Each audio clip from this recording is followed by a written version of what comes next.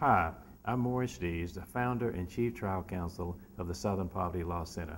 I'd like to take a few minutes of your time to tell you about one of the most important cases that we brought in a long time.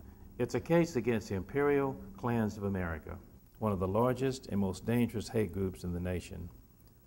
Our client is Jordan Groover, a teenager who was born in the heartland of America in Bismarck, North Dakota.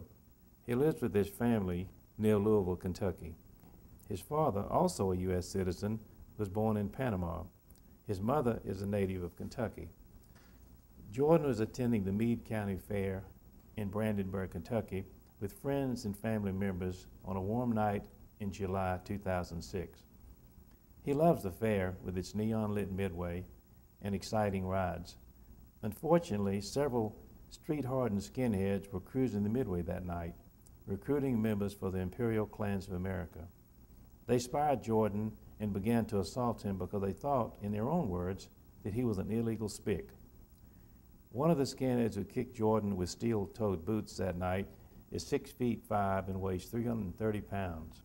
Jordan is just 5'3" and weighs slightly under 150 pounds. He never had a chance. The Klansmen cracked his ribs, broke his arm, and busted his jaw.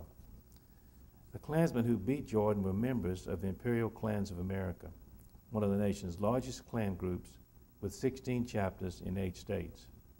It's part of a fast-growing hate movement we're tracking that now numbers over 885 groups across the country, an increase of almost 50% since the year 2000. This dramatic increase had been fueled by the radical anti-immigration fervor that is sweeping our country, a fervor that is also causing substantial increases in anti-Latino hate crimes. Brian Edwards leads the Imperial Klans of America. He's a battle-hardened veteran of the hate movement. His sophisticated website makes it absolutely clear who he considers America's enemies to be in his fight to save the white race. To recruit violent skinheads, Edward runs a record company that promotes bands that play hardcore hate music. Edward's son, Stephens, managed one of these bands, the Totenkopf Saints. Their emblem is the skull head of the Nazi SS, and they worship Adolf Hitler. 88, white power, The Imperial Klan's headquarters is located on a 15-acre wooded compound near Dawson Springs, Kentucky. This gated compound includes living quarters and a stage for speeches and music. The Imperial Klans hold an annual Nordic music festival that attracts hundreds of extremely violent men from across the nation.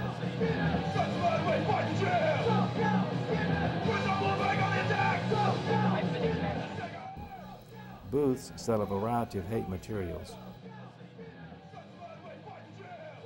And children play while adults listen to hate music and fiery speeches. Well, I look out here today and I see power. I see power in my people and my comrades. I see a lot of strength out here.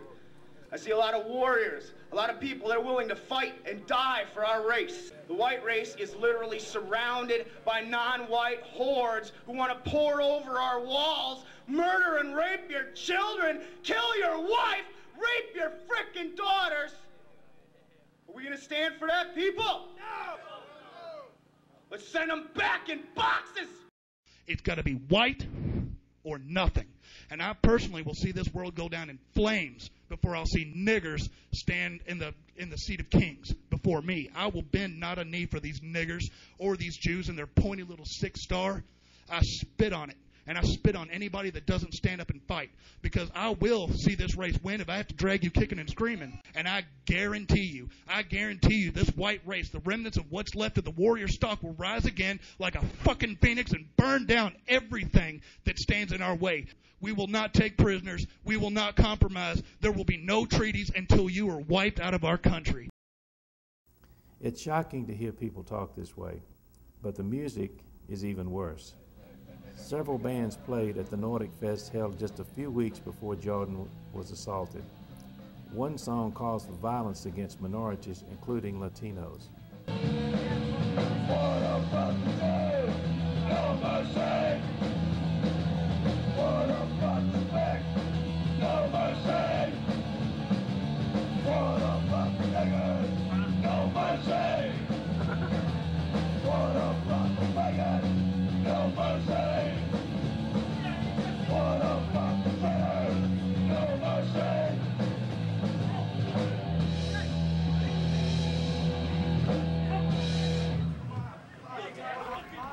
Skinheads get so caught up in the music's call for violence that they assault each other as the bands play.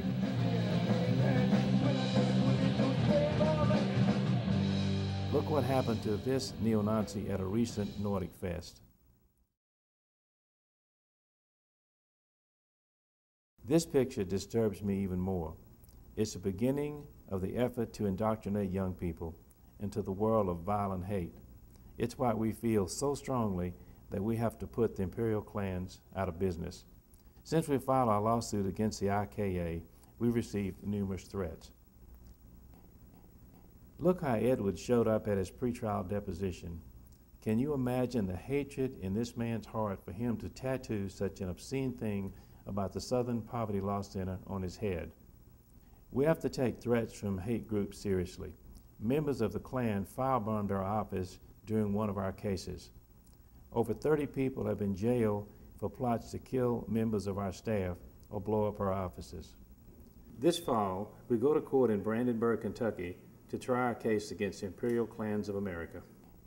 Jordan was alone when he faced his attackers at the fair that night, but we'll be by his side when he faces them in court, with the help of volunteer Kentucky lawyers Bill McMurray and Steve Corbessa.